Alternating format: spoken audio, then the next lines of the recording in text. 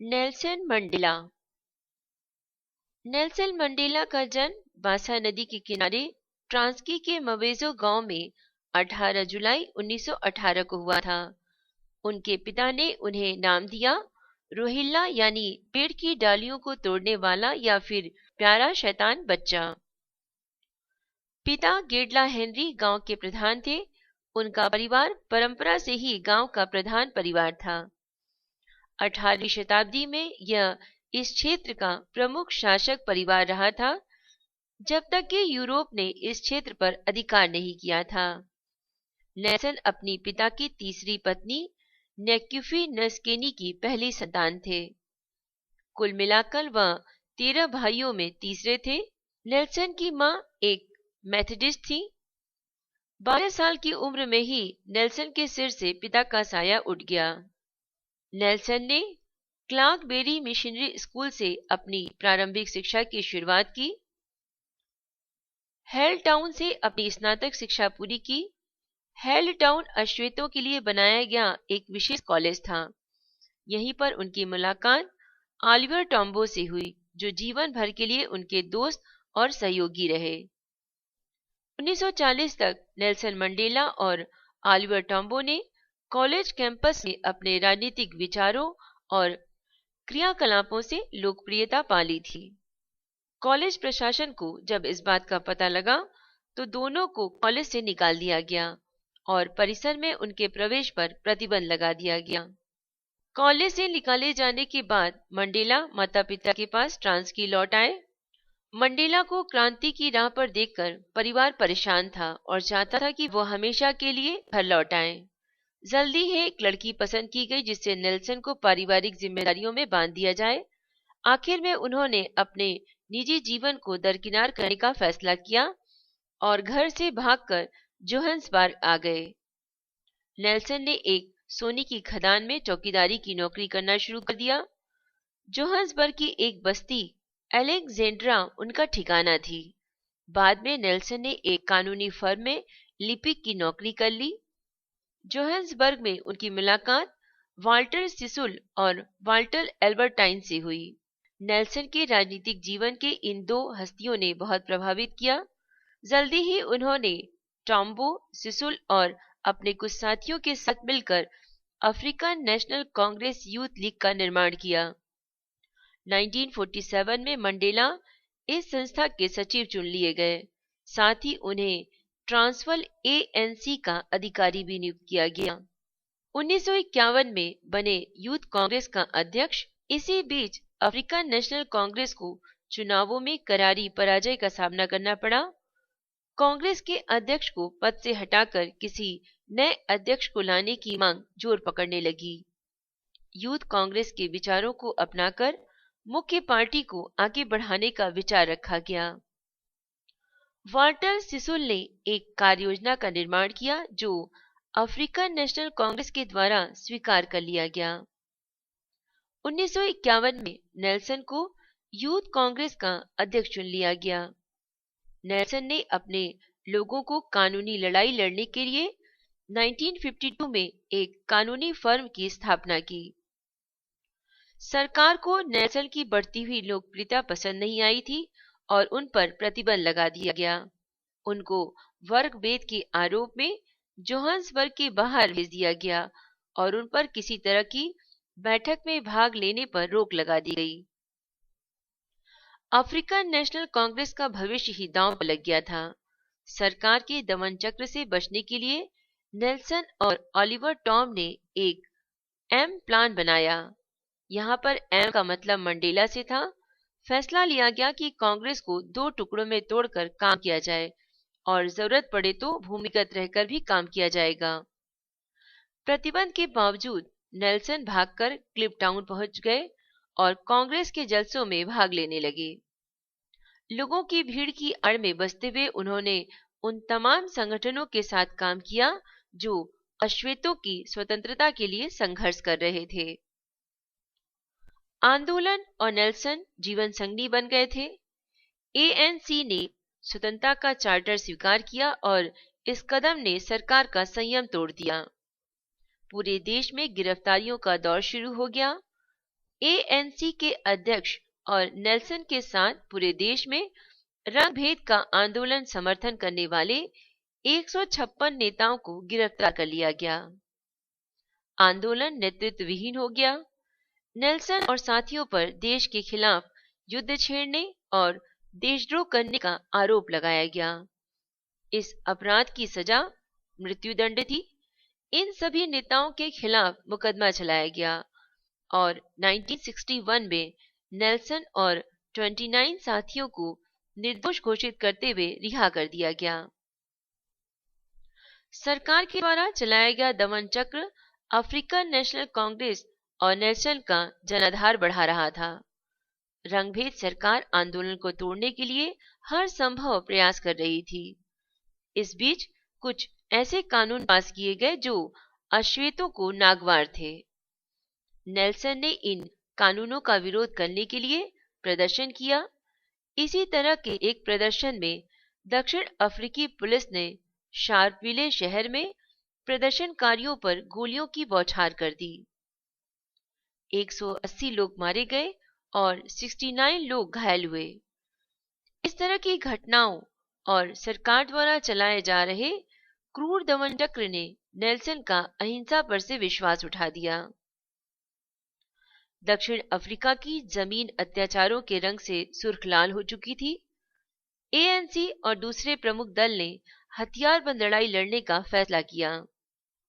ANC के लड़ाके दल का नाम रखा गया स्पीयर ऑफ द नेशन और नेल्सन को इस नए गुट का अध्यक्ष बना दिया गया। रंगभेदी सरकार ने नेल्सन के दल पर प्रतिबंध लगा दिया। सरकार का पूरा ध्यान नेल्सन को गिरफ्तार कर पूरे संगठन को खत्म करने में था। इस त्रासदी से बचने के लिए उन्हें चोरी से देश के बाहर भेज दिया गया।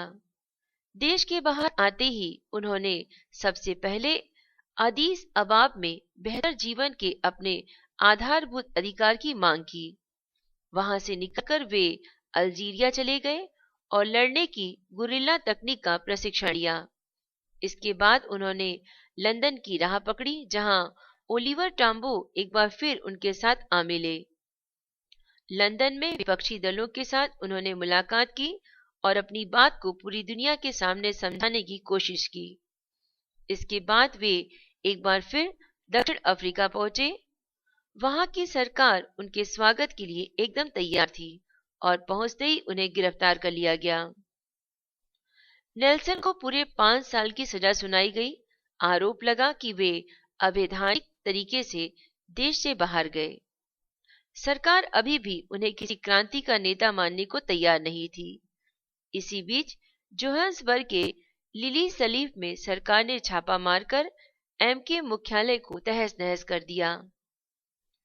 एमके के सभी बड़े नेता पकड़े गए और नेल्सन सहित सभी लोगों पर देश के खिलाफ लड़ने का आरोप तय किया गया। उनके सहित 5 और लोगों को उम्र कैद की सजा सुनाई गई। आम जनता से दूर रखने के लिए उन्हें रोबन द्वीप पर भेज दिया गया। ये दक्षिणी अफ्रीका का काला पानी माना जाता है। 1989 में दक्षिण अफ्रीका में सत्ता परिवर्तन हुआ और उदारवादी नेता एफडब्ल्यू क्लार्क देश के मुखिया बने। सत्ता संभालते ही उन्होंने सभी अश्वेत दलों पर लगा हुआ प्रतिबंध हटा दिया। साथ ही सभी राजनीतिक बंदियों को आजाद कर दिया जिन पर किसी तरह का आपराधिक मुकदमा दर्ज नहीं था। नेल्सन भी उनमें से एक थे। जिंदगी की शाम में आजादी का सूर्य नेल्सन के जीवन को रोशन करने लगा। 11 फरवरी 1990 को नेल्सन आखिर में पूरी तरह से आजाद कर दिए गए। जब नेल्सन मंडेला जेल भेजे गए तो परंपरा अनुसार कैदियों को नंबर दिया जाता था। उसमें उन्हें नंबर दिया गया 4664। ये नंबर बहुत खास था। आज ये नंबर कई मायनों के साथ जीवन के विभिन्न क्षेत्रों में धड़क रहा है। दक्षिण अफ्रीका के बीमार पड़े कपड़ा उद्योग में प्राण फूंकने के लिए नए लेबल को आकार दिया गया और इसे 4664 अप्रैल के नाम से नेल्सन मंडेला को समर्पित किया गया। 4664 का रोल यही खत्म नहीं होता। वर्ष 2002 में 4664 नाम का एक संगठन बनाया गया जिसने एड्स और एचआईवी के प्रति युवाओं में जागरूकता लाने और निषेध के प्रति अग्रसर करने के लिए बाकायदा अभियान चलाया। पिछले कुछ सालों के दौरान एड्स को लेकर 4664 हाई प्रोफाइल कंसर्ट्स आयोजित किए जा चुके हैं और 4664 जागृति राजदूतों की नियुक्ति हुई है। नेल्सन मंडेला एक ऐसी शख्सियत है जिनका जन्मदिन अंतर्राष्ट्रीय दिवस के रूप में मनाया जाता है। संयुक्त राष्ट्र ने 3-4 साल पहले फैसला किया था कि जब 18 जुलाई 2010 को मंडेला 92 वर्ष के हो जाएंगे तो प्रत्येक वर्ष ये दिन उनको समर्पित रहेगा। उनके 91वें जन्मदिन पर संयुक्त राष्ट्र महासचिव बान की मून ने कहा था कि मंडेला संयुक्त राष्ट्र के उच्च आदर्शों के प्रतीक हैं। मंडेला को ये सम्मान शांति स्थापना, रंगभेद उन्मूलन, मानवाधिकारों की रक्षा और लैंगिक समानता की स्थापना के लिए किए गए उनके सतत प्रयासों के लिए दिया जा रहा है। ये मंडेला का जादू ही था कि उनके जन्मदिन पर पूरी दुनिया में सैकड़ों बर्थडे सॉन्ग अस्तित्व में आए। उस देश में भी मंडेला की शान में गीत लिखे और गाए गए जिनका दक्षिण अफ्रीका कभी उपनिवेश था। दुनिया भले ही उन्हें नेल्सन मंडेला के नाम से जानती हो, लेकिन दक्षिण अफ्रीका के पूर्व राष्ट्रपति के 5 अन्य नाम थे। नेल्सन मंडेला फाउंडेशन के अनुसार जन्म के समय मंडेला के पिता ने उनका नाम रोहिला रखा था। दक्षिण अफ्रीका की आधिकारिक भाषा में इसका मतलब परेशान करने वाला होता है। नेल्सन नाम उन्हें उनके प्राथमिक विद्यालय के एक अध्यापक ने दिया था। दक्षिण अफ्रीका में उन्हें मदीबा नाम से जाना जाता है। मंडेला को कई लोग टाटा और खुलू भी कहते थे, जिसका दक्षिण अफ्रीकी भाषा में मतलब क्रमशः पिता और दादा होता है। मंडेला को 16 साल की उम्र में डाली भुंगा नाम दिया गया, जिसका मतलब वार्ता करने वाला या परिषद की स्थापना करने वाला होता है। जीवन के 27 वर्ष जेल में बिताने वाले नेल्सन मंडेला को 1994 में पहले लोकतांत्रिक चुनाव के बाद राष्ट्रपति बनाया गया। आमतौर पर छींटदार शर्ट पहनने वाले नेल्सन मंडेला मजाकिया मिजाज के बेहद हंसमुख व्यक्ति थे। 1998 में एक कार्यक्रम में उन्होंने कहा था कि मुझे इस बात का हमेशा अफसोस रहेगा कि मैं हैवीवेट मुक्केबाजी का विश्व चैंपियन खिताब नहीं जीत सका। मंडेला बच्चों से बहुत प्यार करते थे। उनके पैतृक गांव में वर्ष 2002 में क्रिसमस की वार्षिक पार्टी में 20,000 से अधिक बच्चों ने हिस्सा लिया था और 3-4 दिनों तक एक धमाचौकड़ी की। दक्षिण अफ्रीका में रंगभेद विरोधी आंदोलन के पुरोधा, महात्मा गांधी से प्रेरणा लेने वाले और देश के पहले अश्वेत राष्ट्रपति नेल्सन मंडेला का लंबी बीमारी के बाद 5 दिसंबर 2013 को जोहान्सबर्ग में 95 वर्ष की अवस्था में निधन हो गया। मंडेला कई प्रकार की चिकित्सीय समस्याओं के कारण पिछले 2 वर्षों में कई बार अस्पताल में भर्ती हुए थे। उनकी सार्वजनिक तौर पर उपस्थिति बहुत कम हो गई थी। इसके बावजूद राष्ट्र और दुनिया के मन में उनके लिए हमेशा एक विशेष स्थान बना रहा।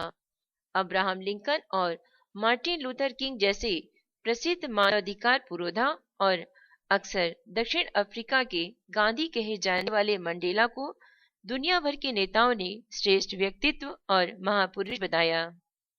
इसे महज संजोग कहें या कुछ और, रंगभेद के खिलाफ आंदोलन छेड़ने वाले दक्षिण अफ्रीका के पूर्व राष्ट्रपति नेल्सन मंडेला के निधन की खबर उस वक्त आई जब लंदन के एक हॉल में उनके संघर्षपूर्ण जीवन पर बनी film Mandela Long Walk to Freedom का प्रीमियर चल रहा था। मंडेला की बेटी जिंडजी ब्रिटेन के प्रिंस विलियम और उनकी पत्नी कैट मिलिटन समेत कई दिग्गज हस्तियों के साथ फिल्म देख रही थी। उन्होंने हॉल में कदम रखते ही मीडिया से कहा, मेरे पिता ठीक हैं, वे 95 साल के हैं, इसलिए थोड़े कमजोर हो गए हैं, लेकिन मुझे उम्मीद है कि वे कुछ दिन और जिएंगे। हालांकि कुछ ही मिनट बाद जिंडजी के चेहरे की चमक गायब हो गई। उनकी आंखों में आंसू भर आए और आवाज लड़खड़ाने लगी, पर जिंडजी ने संयम बनाए रखा और Mandela Long Walk to Freedom का प्रीमियर पूरे होने दिया। फिल्म खत्म होते ही वे फूट फूट कर रोने लगी। दर्शक को समझ पाते इससे पहले Mandela Long Walk to Freedom के निर्माता अनंत सिंह ने मंच पर पहुंचकर मंडेला के निधन की घोषणा की। इसके साथ हॉल में शोक की लहर दौड़ गई। मंडेला के प्रशंसकों को यकीन नहीं हो रहा था कि 2 मिनट पहले तक वे जिस महानायक के शौर्य और साहस की गाथा देख रहे थे वह अब उनके बीच नहीं रहा। उन्होंने मंडेला की आत्मा की शांति के लिए 2 मिनट का मौन रखा। इस दौरान प्रिंस विलियम्स ने कहा, ये बहुत ही दुखद और त्रासदीपूर्ण खबर है। हमें अभी याद दिलाया गया कि नेल्सन मंडेला कितने वीर और अभूतपूर्व इंसान थे। मैं मंडेला और उनके परिवार के लिए दुआ करता हूँ। मंडेला ने राष्ट्रपति के तौर पर आदिवासी राजनीति में आधिपत्य वाले देश को एक करने की दिशा में काम किया। उन्होंने अपनी पूरी ऊर्जा अश्वेत मतदाताओं की कड़वाहट को कम करने में लगा दी और श्वेत वर्ग को ये भरोसा दिलाया कि उनसे किसी प्रकार का प्रतिशोध नहीं लिया जाएगा।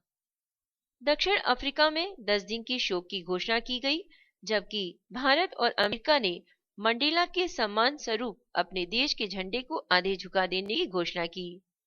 भारत में 5 दिन के राजकीय शोक की भी घोषणा की गई। मंडेला को 1990 में भारत के शीर्ष नागरिक पुरस्कार भारत रत्न से सम्मानित किया गया था। ये पुरस्कार प्राप्त करने वाले वो पहले विदेशी हैं।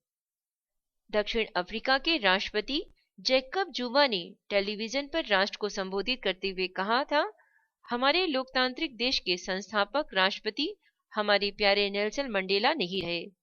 जुमा ने कहा, हमारे देश ने अपना सबसे महान सपूत खो दिया। हमारे लोगों ने एक पिता खो दिया। उन्होंने कहा, जिस चीज ने नेल्सन मंडेला को इंसान बनाया उसी ने उन्हें महान बनाया। हम उनमें जो देखते हैं वह हम अपने भीतर खोजते हैं।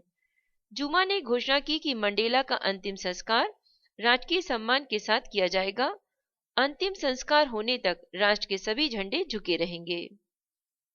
1993 में नोबेल शांति पुरस्कार पाने वाले नेल्सन मंडेला के सम्मान में उनकी शोक सभा में 10 दिसंबर को राष्ट्रपति प्रणब मुखर्जी सहित 53 से अधिक देशों के राष्ट्राध्यक्ष उपस्थित थे। भारत के राष्ट्रपति प्रणब मुखर्जी के साथ यूपीए अध्यक्ष श्रीमती सोनिया गांधी, केंद्रीय वाणिज्य मंत्री आनंद शर्मा, लोकसभा के विपक्ष की नेता सुषमा स्वराज और मार्क्स कम्युनिस्ट पार्टी के नेता सीताराम येचुरी व बहुजन समाज पार्टी नेता के सतीश चंद्र मिश्र भी शोक सभा में भारतीय शिष्टमंडल के साथ शामिल थे। एक सूचना, अनीता शर्मा द्वारा ध्वनांकित IAS मेन से संबंधित स्टडी मटेरियल जैसे constitution, history, geography, science and GK topics पर नोट की CD या DVD प्राप्त करने की जानकारी के लिए मेल करें। मेल आईडी है voiceforblind यानी voice for blind @gmail.com। धन्यवाद।